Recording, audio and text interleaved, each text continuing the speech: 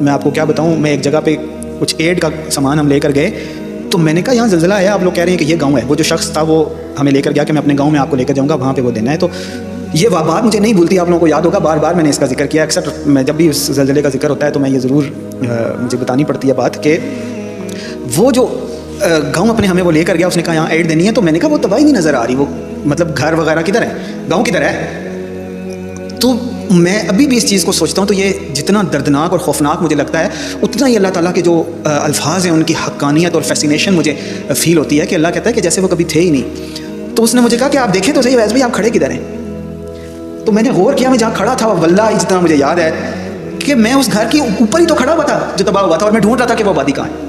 وہ جو اس کی گھر کی چھت تھی وہ ایسے مل کے مٹی میں ایسے مٹی ہو گئی تھی اور وہ نیچے دب گیا تھا کہ ہم اس کے اوپر کھڑے تھے, ہمیں پتہ نہیں چل رہا تھا کہ ہم اسی گاؤں میں کھڑے ہیں, اسی قوم کے اوپر کھڑے ہوئے ہیں جس کے اوپر اللہ کا عذاب آ گیا. اور وہ چنگھاڑ تھی جو ہم نے سنی, اور یہ حق بات ہے, بڑی بری لگتی ہے لوگوں کو جب اس کو اللہ کا عذاب کہا جائے, زلزلہ بتایا جائے, اور ان کو بڑی تکلیف ہوتی ہے کہ یہ جن لوگوں کے اوپر تکلیف آئی, زلزلہ آیا, جو وکٹمس تھے, ان کے بارے میں ایسی بات کر رہے ہیں. حق بتاتا ہوں, کسی کو اچھی لگے یا بری, اللہ نے یہ بتایا ہے کہ جب کسی قوم کے اوپر عذاب آتا ہے تو ایسے آتا ہے. قوم سمود کے اوپر ایسے عذاب آیا تھا.